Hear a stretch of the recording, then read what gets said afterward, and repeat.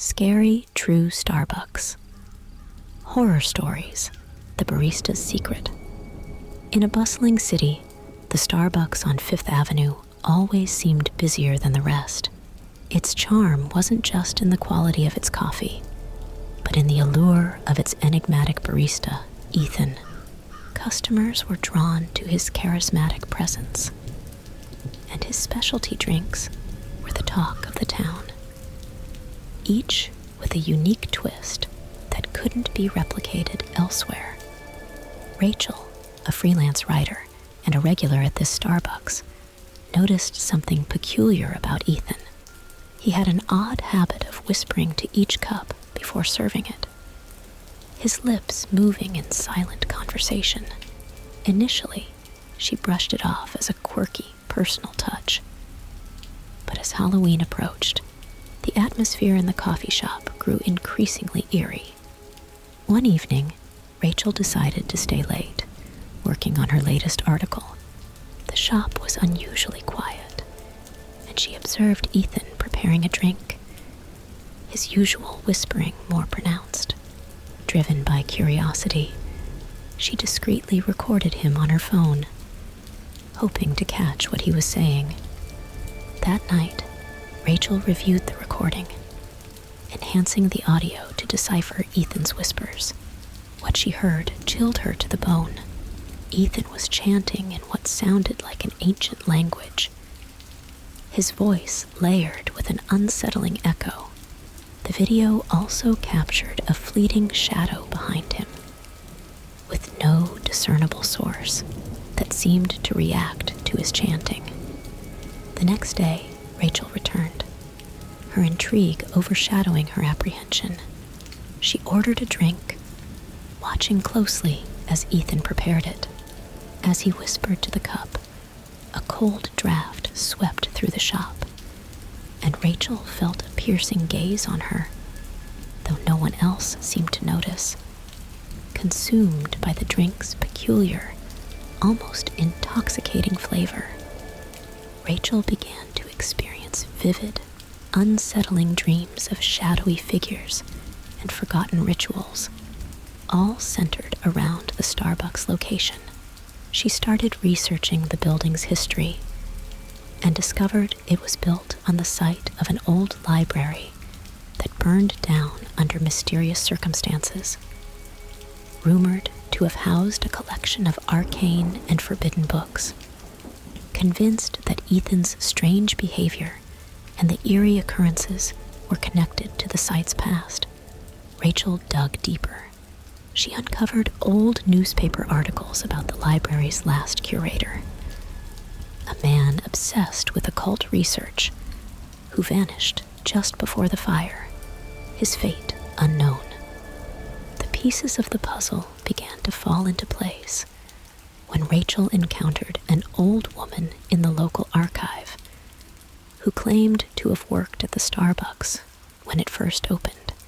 She spoke of finding strange symbols carved beneath the floorboards, and of her colleagues who left abruptly, never to return, after complaining of nightmares and hallucinations. Determined to expose the truth, Rachel confronted Ethan after closing time.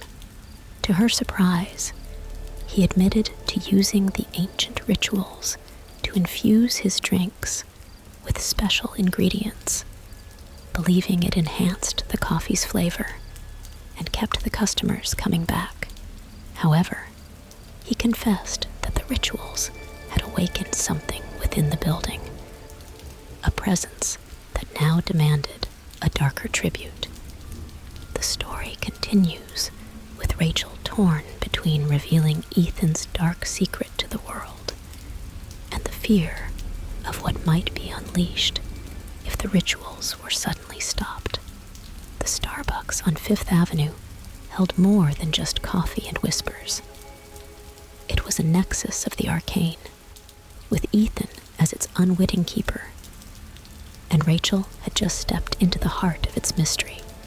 Rachel, now deeply entangled in the web of secrets surrounding the Starbucks on Fifth Avenue, felt a growing sense of unease.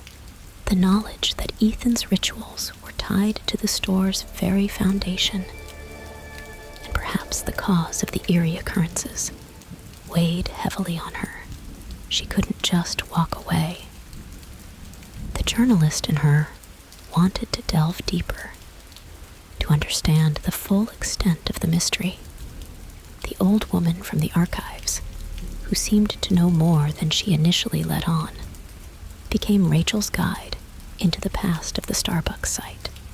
She shared tales of the curator who delved too deeply into the occult, seeking knowledge and power from beyond the veil. This man, it seemed, was not merely a librarian, but a practitioner of the dark arts, who used the library as a front for his rituals, attempting to summon and bind entities for his purposes. As Rachel and the old woman pieced together the history, it became apparent that the fire which destroyed the library was no accident, but a containment measure. A desperate attempt to seal away the darkness that had been unleashed. However, instead of eradicating the threat, the destruction only served to trap it. The Starbucks built atop, becoming a new vessel for the ancient entity that the curator had disturbed. Armed with this knowledge, Rachel approached Ethan again, confronting him with her discoveries. Ethan, looking worn and haggard, admitted that he had started the rituals out of curiosity, using an old grimoire he found during the shop's renovation. He had thought it merely eccentric local lore.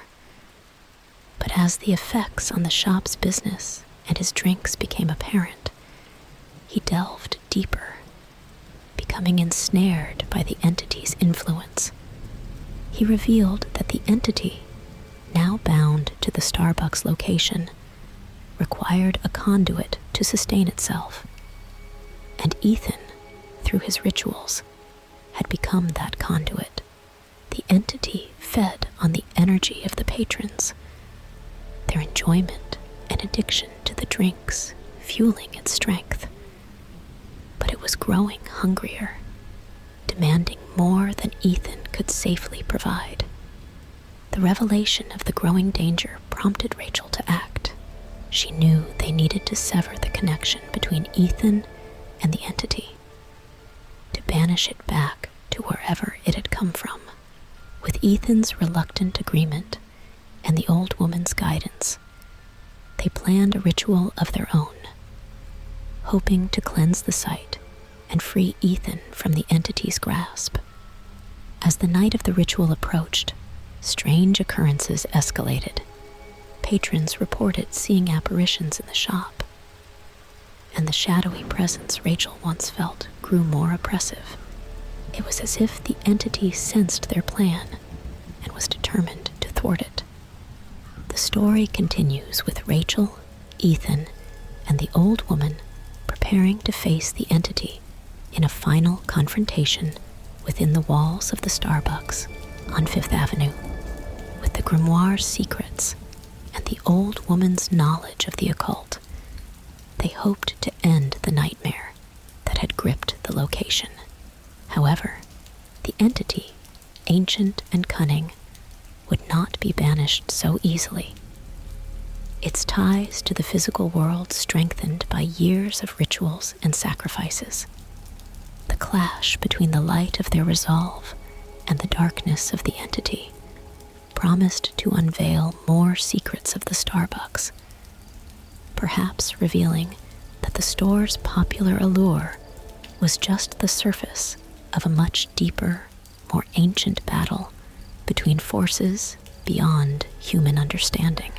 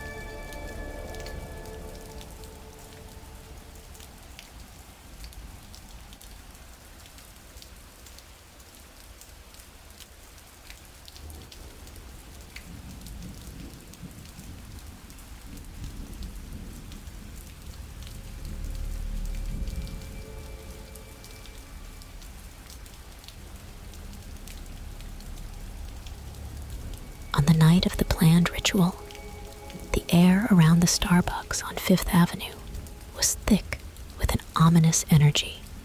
The usually vibrant city streets were eerily silent, as if the world was holding its breath. Inside the coffee shop, Rachel, Ethan, and the old woman, whom Ethan had started to refer to as Mrs. Lee, gathered in a circle, the grimoire open at the center. Mrs. Lee, who had once dismissed her own experiences at the shop as mere superstitions, now took charge, her knowledge of the occult shaping their plan of action. She explained that the ritual would not only require physical components, but also a spiritual resolve, as they were dealing with an entity that fed on fear and uncertainty.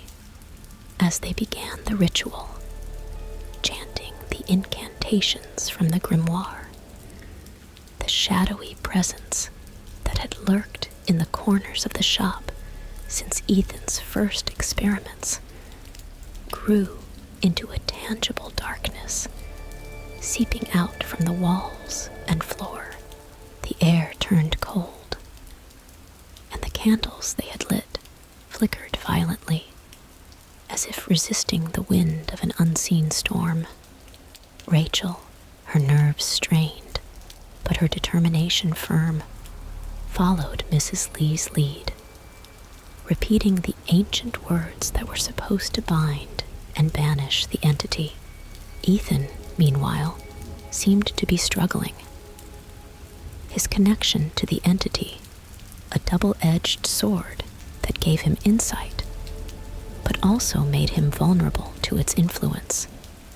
The entity, now fully manifesting as a swirling vortex of shadows and whispers, fought against the ritual, its form occasionally coalescing into the visage of the long-gone curator, its human conduit.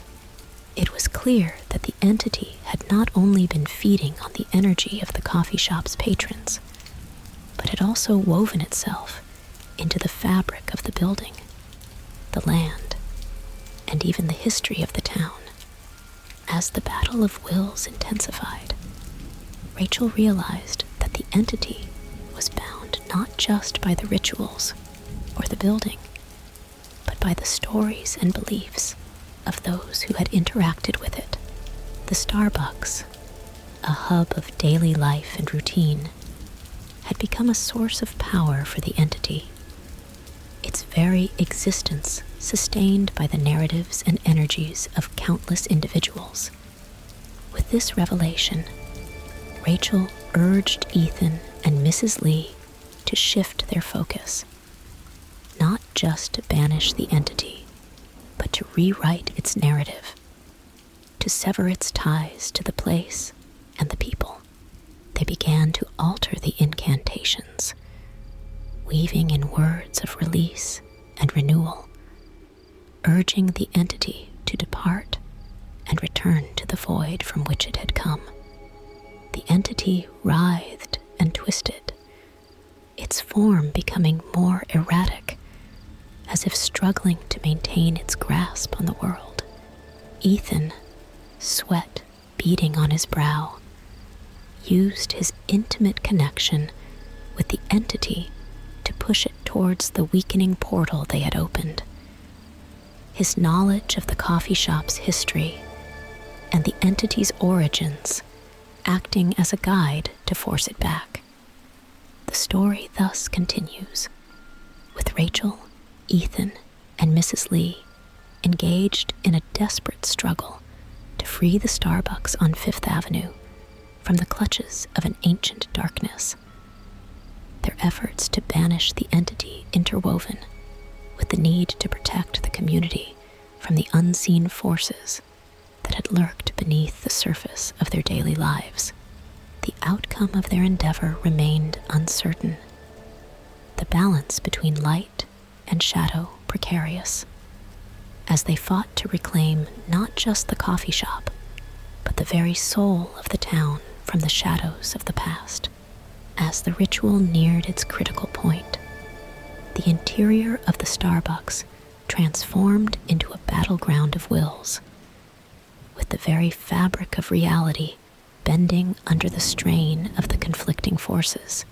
The trio, Rachel, Ethan, and Mrs. Lee, stood united, their chants echoing through the twisted space, blending with the howls of the entity as it fought against its inevitable banishment. The entity, now partially trapped within the swirling vortex of the portal, began to communicate directly. Its voice, a cacophony of whispers and screams that filled the minds of the trio. It spoke of its ancient origins, a time before the modern world, when such entities roamed freely between dimensions, revered and feared by those who understood the true nature of the cosmos. Through this mental onslaught, Rachel gleaned insights into the entity's motivations. It had been bound to the physical world, its essence linked to the land on which the Starbucks now stood, a prison of mundane reality for a being of pure energy and thought. The rituals performed by the curator, and later by Ethan, had not only given it a taste of freedom, but had also reignited its desire to return to its own realm.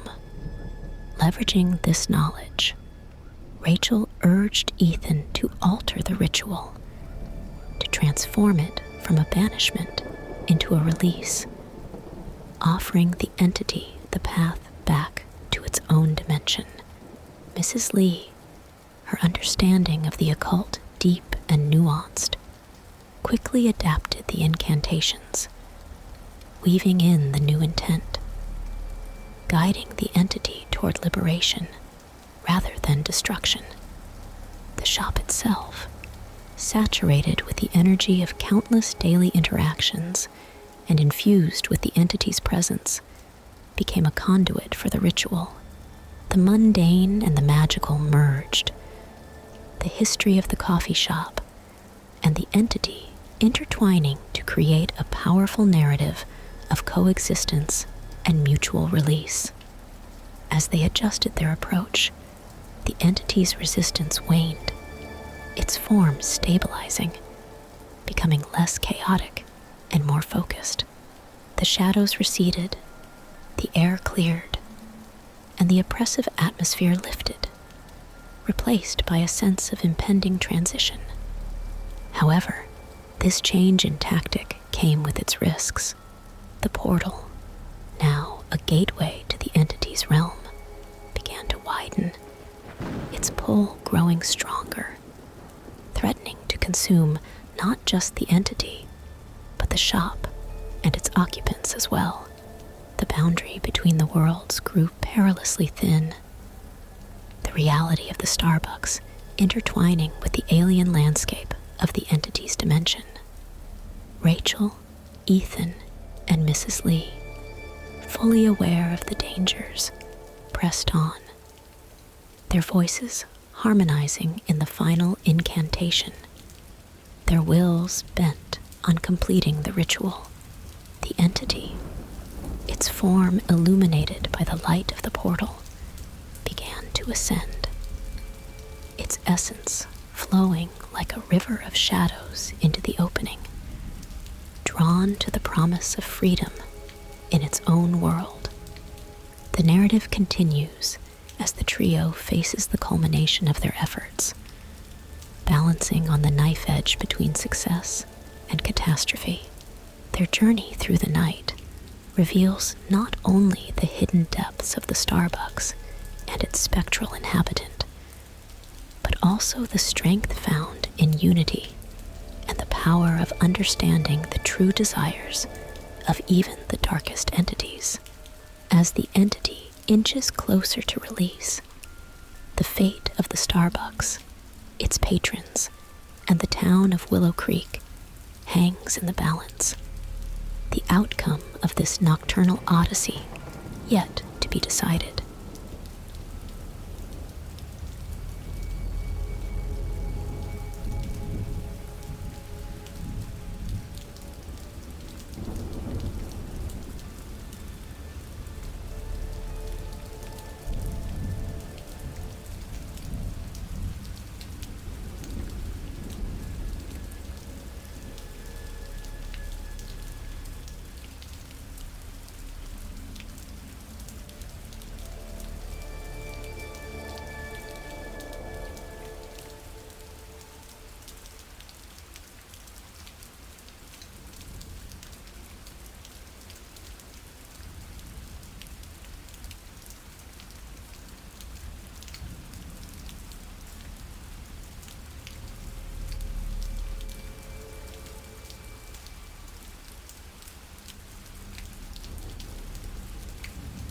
evening glow of the Starbucks, with the portal wide open and the entity hovering on the brink of freedom, Rachel, Ethan, and Mrs. Lee found themselves in a precarious balance.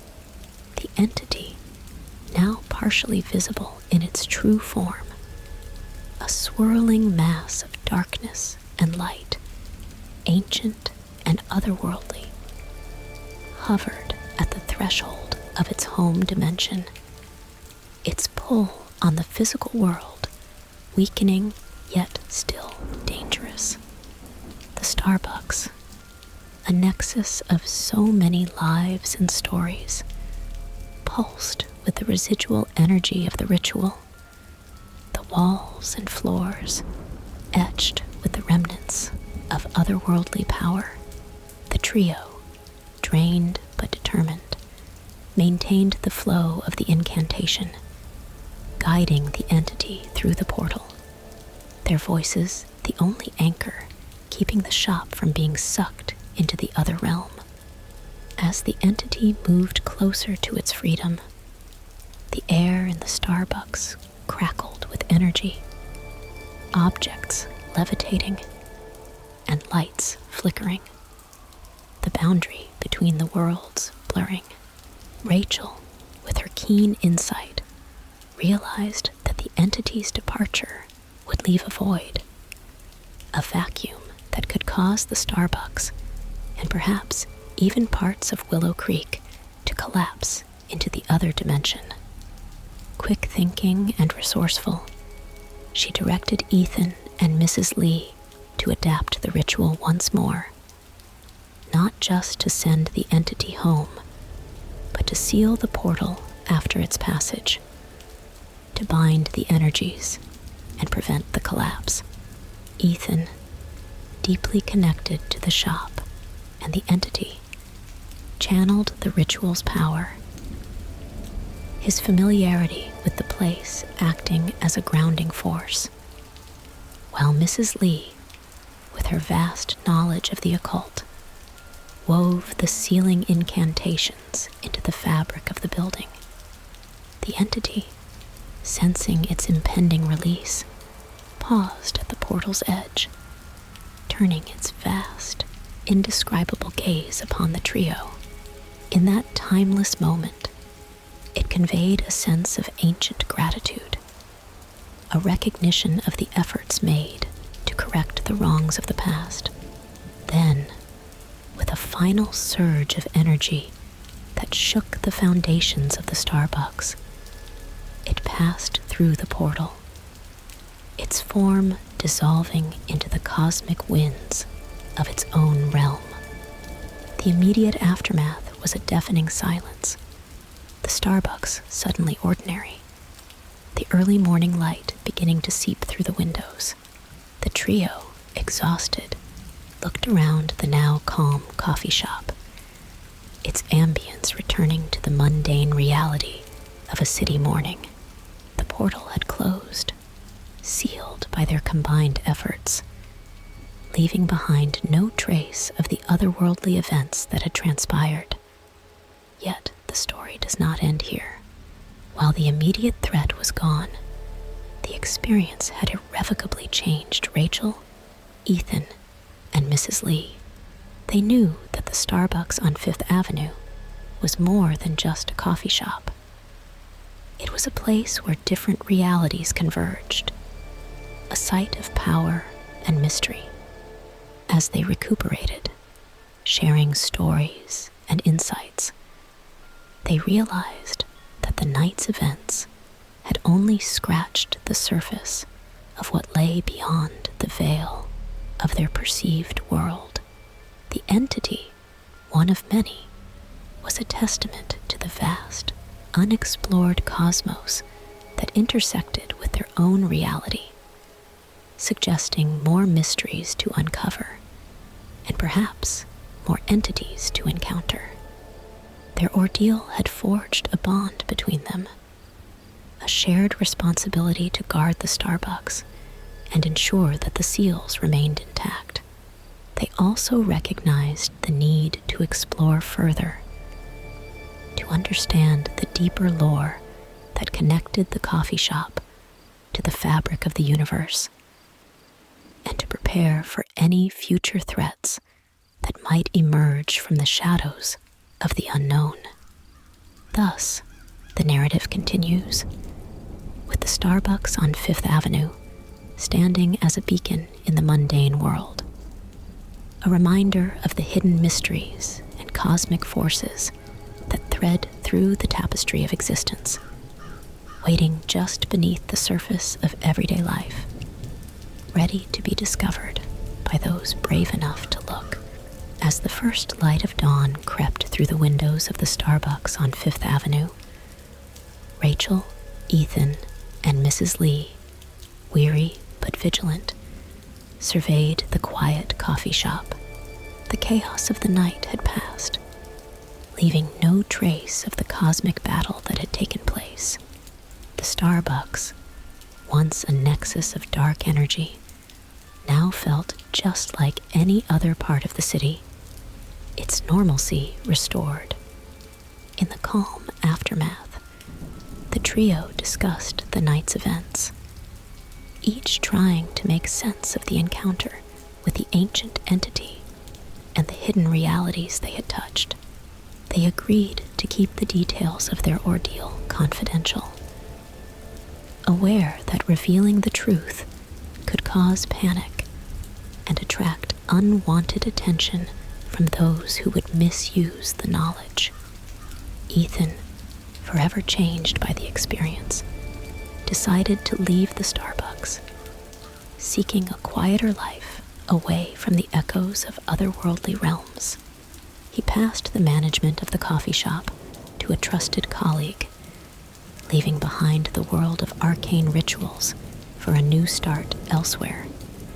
Mrs. Lee, her role as a guardian of the town's occult history reaffirmed, chose to remain in Willow Creek, continuing her research and keeping a watchful eye on the sealed portal. She became a mentor to Rachel, sharing her extensive knowledge of the supernatural and preparing her for the potential challenges ahead.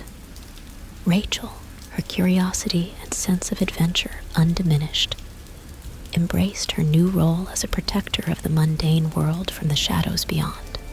She continued her work as a freelance writer, her experiences at the Starbucks adding a deeper, hidden layer to her stories. While she never disclosed the true events of that night, her articles subtly encouraged others to be mindful of the mysteries that lie just out of sight, shaping a narrative that strengthened the barrier between the worlds.